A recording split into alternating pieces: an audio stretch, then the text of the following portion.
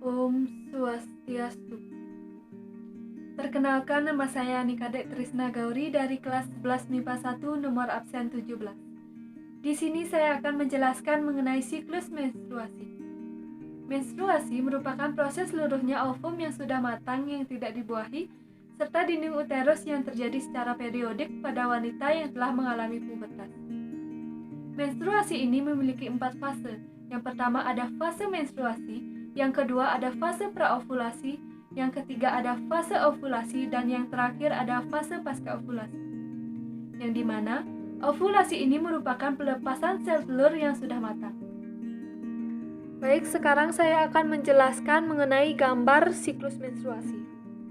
Dimulai dari angka-angka ini. Angka-angka ini merupakan penunjuk hari.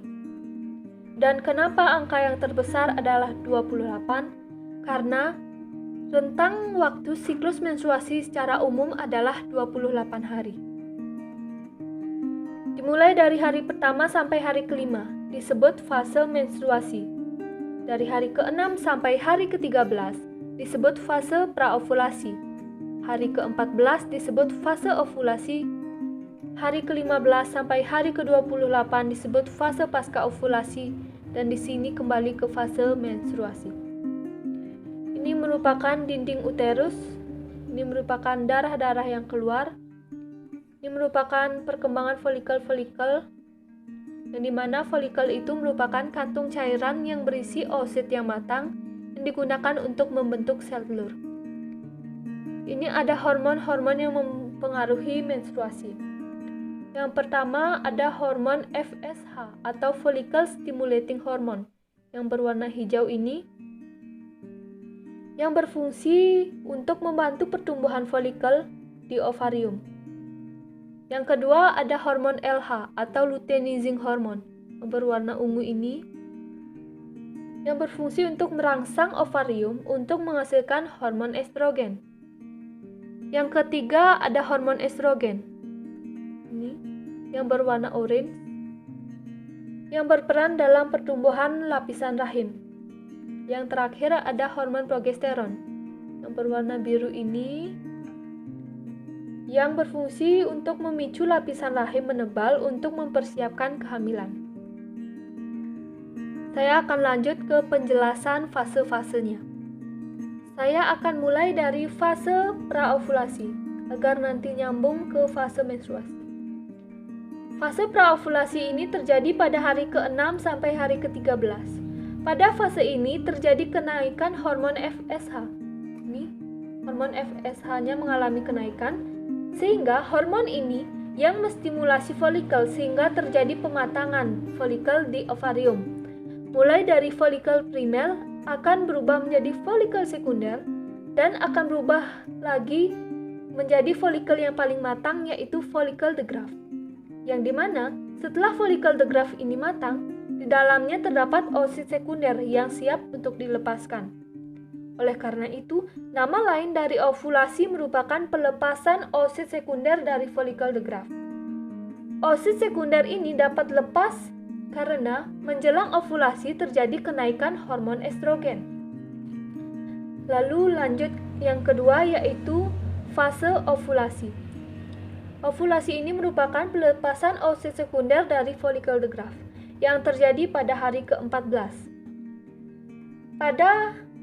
Pada fase ini terjadi peningkatan hormon estrogen di plasma darah, sehingga peningkatan itu akan menghambat hormon FSH dan LH.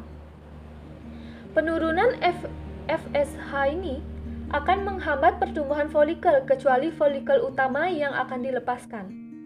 Karena kadar estrogen terus meningkat, maka akan menyebabkan hormon LH juga mengalami peningkatan.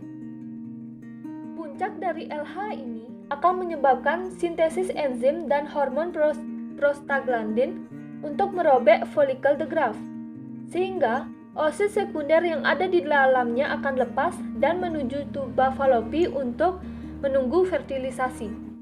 Dan bekas folikelnya akan tetap berada pada ovarium. Kita lanjutkan ke fase pasca ovulasi. Fase ini terjadi pada hari ke-15 sampai hari ke-28. yang dimana bekas folikel the graft tadi akan berubah menjadi corpus luteum. Dan karena sekresi hormon LH, maka corpus luteum tersebut akan berubah menjadi corpus luteum. Corpus luteum ini sifatnya merangsang peningkatan hormon progesteron dan hormon estrogen.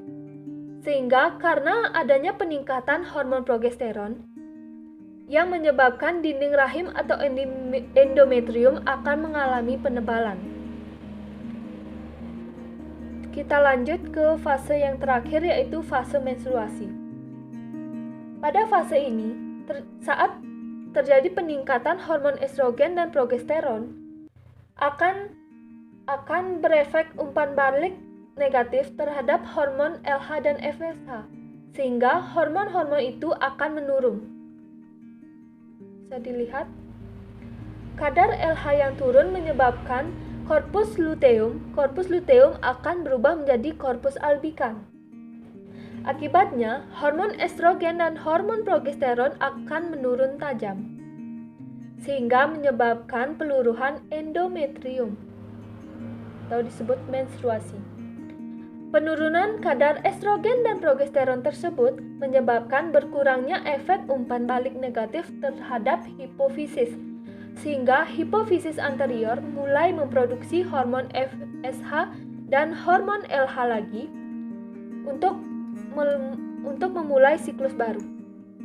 Sekian video dari saya akhiri dengan Parama Santi. Om Santi Santi